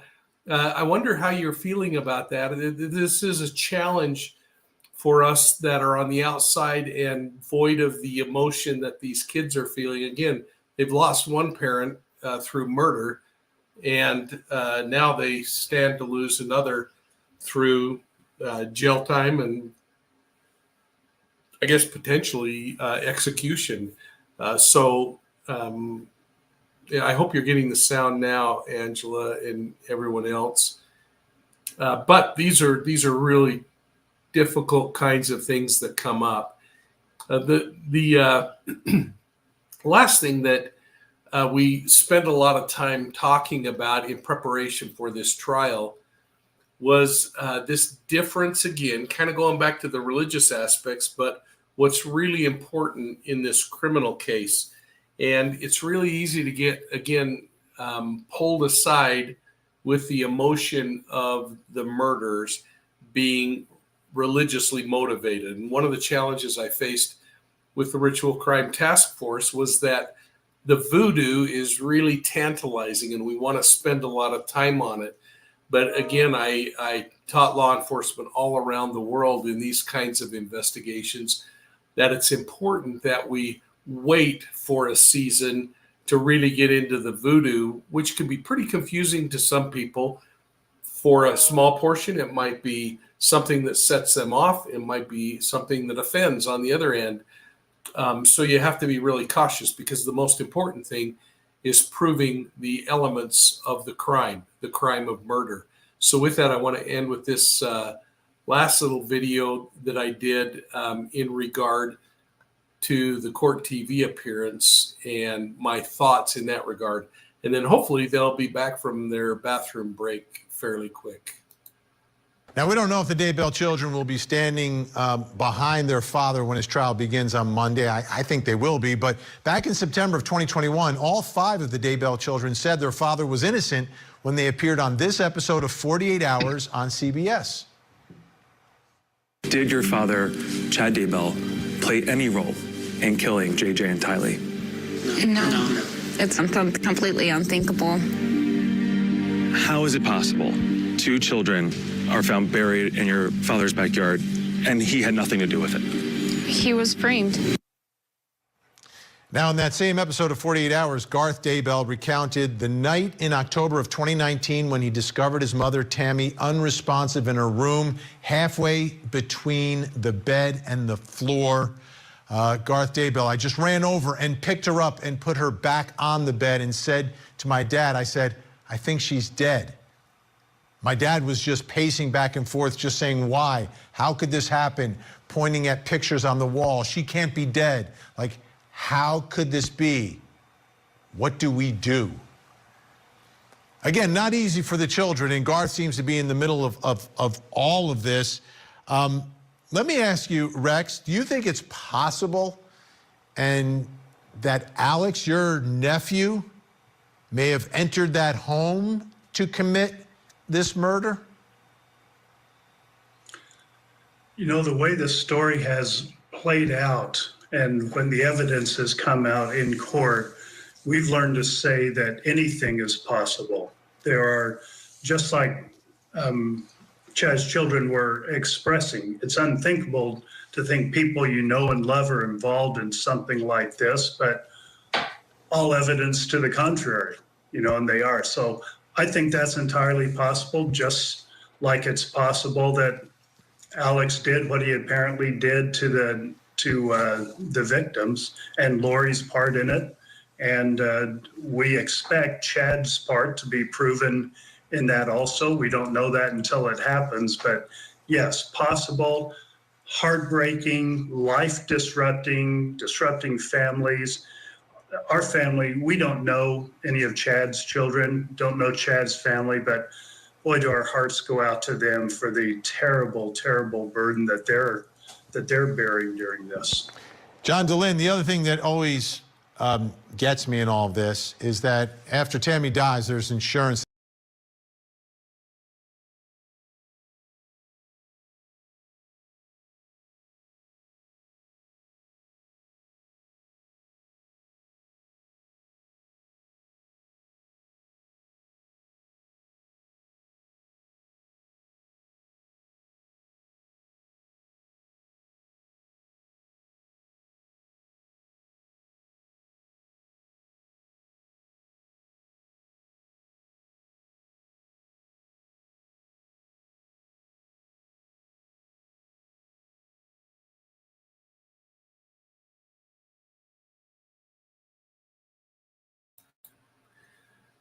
So the vote is down below. This is a picture of the map. I think I grabbed the wrong piece of video, so I'm going to go figure that out real quickly while you look at the map. Red indicates that you believe it's guilty, and blue indicates not guilty, and not any blues yet. But hang on a minute, I'll be right back, and you guys just keep chatting in the window.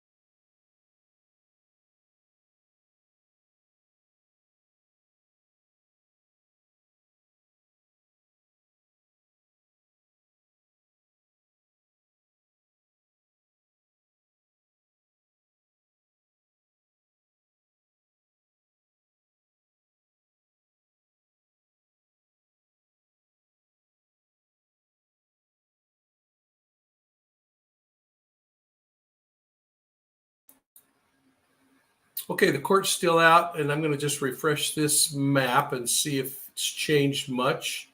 See if a few more of you are voting. Oh, yeah, we're getting quite a few more votes in here. So thanks for participating. We got folks in, let's see, where is that?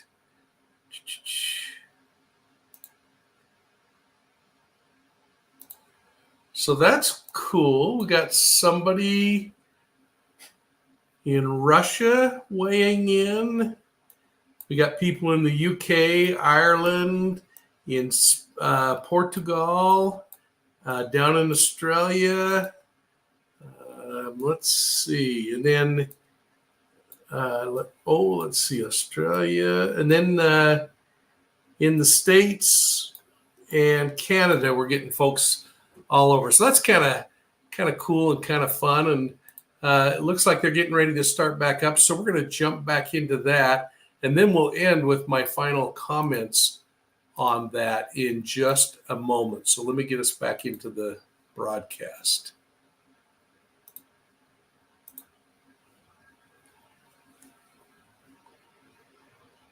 And for those of you wondering, there is no audio going on right now. Nobody is at the podium. And maybe while that's running, I'll just, let's see if I can play my... All right, great. Oh, here we go.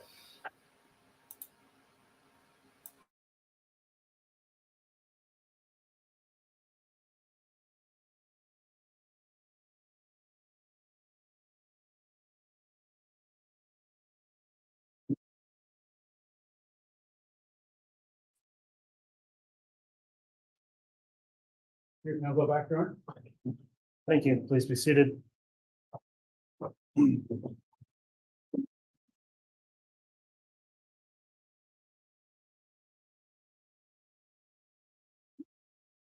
Okay, we're back on the record. Mr. Pryor, you can continue with your voir dire examination. You may.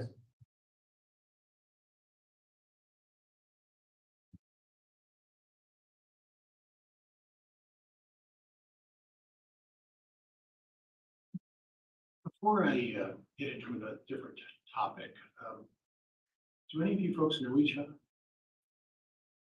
Nobody knows each other? Yeah. And again, remind me, in terms of media viewing, how many of you have seen anything on whether it's the internet, TV, anything like that? Raise your cards if you've seen anything. Okay, thank you.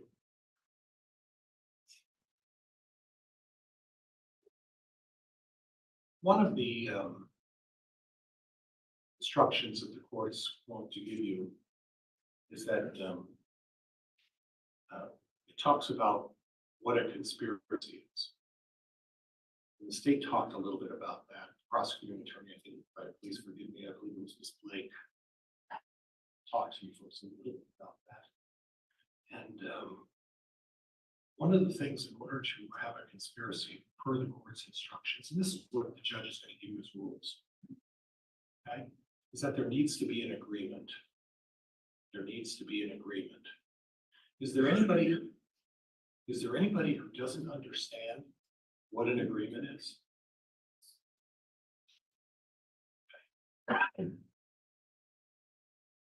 Juror number 219. Sorry. How do you define what an agreement is? Hard to define without using the word agreement. Basically, you're understanding the same thing. An individual that you are working with. Juror number 11, we haven't picked on you, and I apologize if we picked on you. Okay, that's okay. But what do you think an agreement is? How would you define an agreement?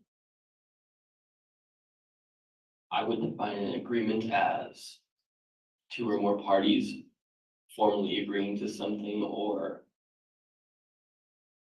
seeing like one another and formally, planning something together. Is there anybody who disagrees with that? How about hands of showing me anybody who agrees? Hands or cards, whatever you feel. So if I understand it, 394, did you put your card up or hand up? I'm sorry. Okay, so you think that there needs to be a formal arrangement. How is that arrangement set out? Is it in words to each other saying, we agree that this is what we're going to do? Is that how you reach a formal agreement? I think it varies based on the situation. I think it can be formal, it can be verbal, non-verbal, just depends on the situation. Okay, but there has to be some, I don't want to use fancy words, so I tend to speak very simply. It has to be some kind of a statement or something that says, yeah, we're all in on this, right? Juror number 27, what are your thoughts on that?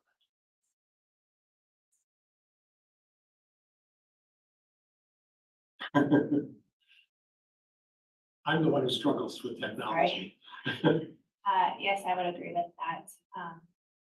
I think based on what you're coming to agreement of, there might be different protocol. Okay. But I believe your word is your word, regardless of what that protocol is. Okay. So if you're coming to an agreement, then you are to agreement. That's your word, that's your contract, essentially. And we're going to work our way down to juror number 31, and she's smiling. She looks like she's ready to let me know her opinion, so I'll give you this chance. It's a nervous smile. Oh, I'm sorry. If you're too nervous, we can No, pass the mic on. In fact, folks, if it gets to the point where you're too nervous and you just don't want to say anything, this is like a game. Just pass it on to the next person. No, I'm okay. It's this thing that I don't. An agreement, I think too as verbal, but sometimes it's a written agreement. Okay. Not necessarily, I agree to that or agree because even though you say it, doesn't mean it's for sure. Right. Or if it's written down, a signature or something that I feel like you can't get out of that agreement now. So if people are just talking about topics, that doesn't necessarily mean it's an agreement, does it? No. There has to be some, and I'm going to use a fancy word because I'm surprised to you, I went to law school. And the one thing they do to us is they try to put fancy words in our mouth. So I'm going to use this fancy word, then I'm going to ask you to maybe explain it in what I think are simpler words. They say you have to manifest a desire to agree. Would that be fair? Yes. Okay. Yes. Pass it on to our friend number 41. What do you think? An agreement. What constitutes an agreement? Would you turn that on? I'm sorry. Aside from that being technologically advanced, I can't hear very well either. Well, everything they've all said that you agree with is between people and. Okay. So you generally agree that there has to at least has to be some sort of arrangement or understanding between all of the parties that this is what you're doing. Does it have to be really clear?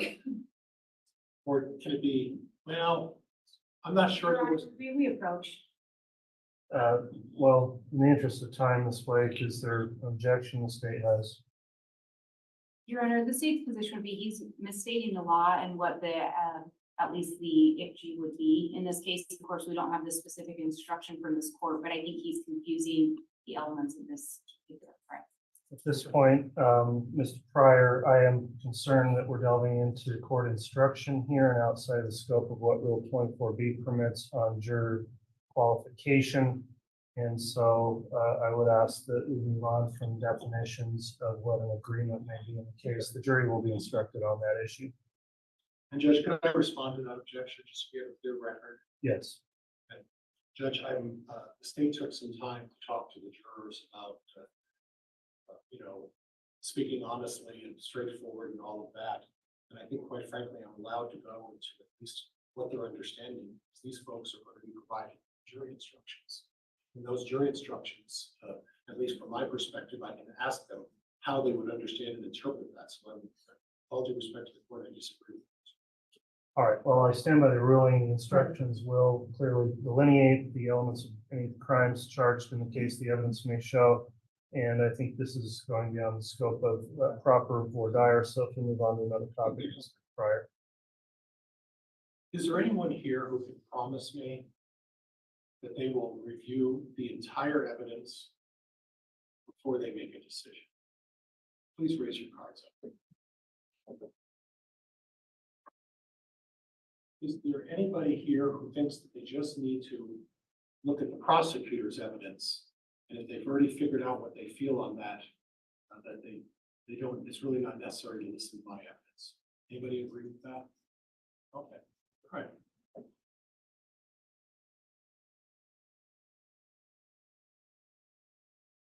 Judge, I think that's all I might have at this point. I think that's all I have. Thank you, Robert. Folks, thank you very much for your time. All right, thank you, Mr. Pryor. We'll move on at this point. We are going to have some individual questioning of jurors. I did want to return back around with a question or two of my own, going back to juror 296. We talked a little bit about hardship. You've raised a couple of different things. I'm sorry, juror 394. Apologies. There's you've got an important trip planned the very first week of June, is that correct? All right, you've also made some concerns about your work situation. On the June trip, I guess on each of those points, number one, I don't know that we'll have an opportunity to go back and, for example, check with employers, find out what that answer is. We'll kind of need to know today whether you're in or out potentially as a juror. So we really need to go on the information we've got now. The second point I guess I'd make is if this case is going longer than anticipated and we're getting up to June, do you believe that would become a severe distraction for you if you started thinking you were not going to be able to attend this vacation, or do you think you could possibly set that aside? Yeah, I wouldn't consider vacation hardship. I would really focus on the case. So. Okay, I just wanted to be clear on that. So I appreciate your response on that. With that in mind, then, at this point, we are going to conduct some individual voir dire, and we've got a process. You're the first group we're doing this with, so we thought it through, but the process will be to have jurors remain one at a time. And so you'll cycle in and out of the room while we have one juror remain for this individual section of our questioning. At this point, then, we'll go ahead and start with probably the lowest numbers starting first. So juror 27 will remain for some more individual voir dire. The additional remaining jury in the panel will be excused for a moment while I talk to them, and we'll go in that order.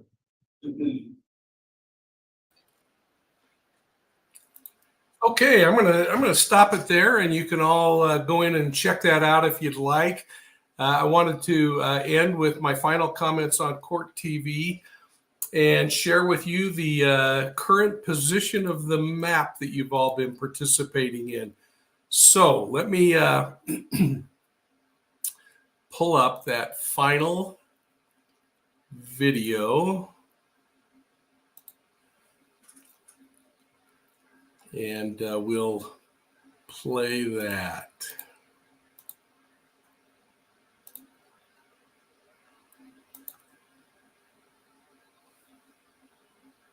And that brings me to my final question tonight, Mike. Motive, right? When you look at this couple, we talked about it during Lori's trial, and it depends on how you're looking at it. Is it their twisted beliefs? Is it different for Chad than Lori? Is it passion? Is it lust? Is it the money? How do you see this? The bottom line of why this happened? Vinny, I think you probably said all the reasons that might be involved in this, but what we find is that it really is about power, dominion, and control. And as this, and I've said this before on your show, as you get fuel, gasoline, and fire together, which Lori and Chad were gas and fire together, you have this explosive thing occur where these two are feeding off of each other. And whether they have some forms of mental illness, or whether it is a power play and a way in which to for themselves and get away from everything else they've done, it's really difficult to say. And that's why in these kinds of cases that involve religious ideology and these kinds of decisions that are made where we want to keep focusing on the religion, I keep saying, let's focus on the elements of the crime, the fact that a murder occurred, the fact that the child's body was desecrated and destroyed, and then at the appropriate time, bring in all the crazy belief systems that might have fueled it from the background. But don't lose track of the fact that we got to prove a criminal case here. Absolutely. And you have elements that you have to prove. You know that very well, Mike. All right. Great job tonight.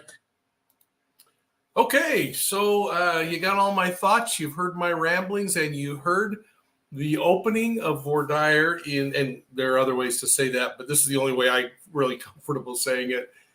And it gives you a chance now to start to figure out what is going to happen next. This is going to be kind of a laborious process as they go through this. But before we stop, I want to just go to the map and show you how your votes are coming in, because it is actually pretty interesting. So let's look at that. And please share your thoughts on this. If we were to start in the United States, the symbology here is showing red is that you believe that they're guilty, and yellow is that you're undecided. So that yellow star is an undecided. So we have a couple of people in the eastern half or eastern third of the United States that are undecided. One in Ireland that's undecided. We have people in Canada, United States, Ireland, the UK. We got somebody now, it looks like, in the Netherlands. So that's awesome. Are they in the Netherlands? Yep, looks like they are. Oh, such a beautiful place. And we have people in Russia. We have Portugal and Spain weighing in. Isn't this fun to see people coming in from all over the world, and that you're all kind of part of the same group of fun that are having there. Nancy is from the Netherlands. So my wife is Dutch. And so Nancy, we have been there on many occasions and love it. In fact, my favorite place personally, I got to just say, is going up into Giethoorn and the drive from Amsterdam north. Although I love Antwerp and all the places below too. So I don't know, just such a beautiful place in the world. And we each have incredible places to live. Zambia, we have people coming in tonight. South Africa. My son actually lived in Cape Town and a little further over here in some of the townships. And so we spent time down there as well. But and somebody out here in the middle of the ocean. So that probably means that they voted and said they think he's guilty, but they're not going to tell me where they live. So we'll keep watching this. In fact, let's just do one more refresh on it and see what things are looking like right now. See if we've picked up any new areas here. So we'll continue to watch this, and hopefully people will continue. Oh, I forgot the people down in Oz. Gosh, I spent a lot of time in Australia, and I forgot you all. You're up in the middle of the night like the people in Europe. And let's see, although you're up in the middle of the night, I can't remember. But got people from all over Australia starting to come in, at least down through the center part. And it'll be interesting to see who else comes in. So let me just see what kind of, as we're looking at this map again for a few minutes, let's just see if there are any questions coming in that I can talk about. Otherwise, I think what we're going to do is say enough is enough and let you watch it all. I'll be on Court TV tonight, so please join me there at 8 p.m. Eastern, and then at 10 o'clock Eastern, I'll be doing choir practice. So I hope you'll join choir practice tonight. I'm pretty excited. I got 3 really cool guests coming on. I have a police sergeant from the New York City Police Department who worked in the homicide division, is now a professor at John Jay College. We'll be talking about how academics plays a role in investigations and in policing overall. I've invited a longtime friend, Dennis Cotto, a chief from the Los Angeles Police Department, to come on, and we're going to be talking about a bunch of things in that regard. And then we're going to bring on David Robinson, the father of Daniel Robinson, the young man who's been missing down in Buckeye, Arizona, just west of Phoenix, Arizona.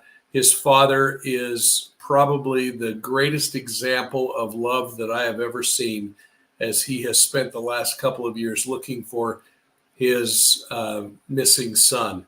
And Angela, if you don't know what choir practice is, you got to come and see, because it is a blast. And it's just free flow talking with some of the best in the business. So make sure that you come. So folks, thanks for taking time today to share the opening portions of this murder trial. I think it is going to be really interesting once the sparks start to fly. So from all of us at Profiling Evil, thanks for supporting us. Check us out on Facebook, Instagram, YouTube, and Twitter. Make sure you're signing up for the BOLO. If you feel like you want to donate, go to PayPal and get at Profiling Evil. And we'd love to have anything that you can provide to help us out. So we'll see you tonight. Thanks so much. And we'll see you not only soon at the next crime scene, but tonight at choir practice.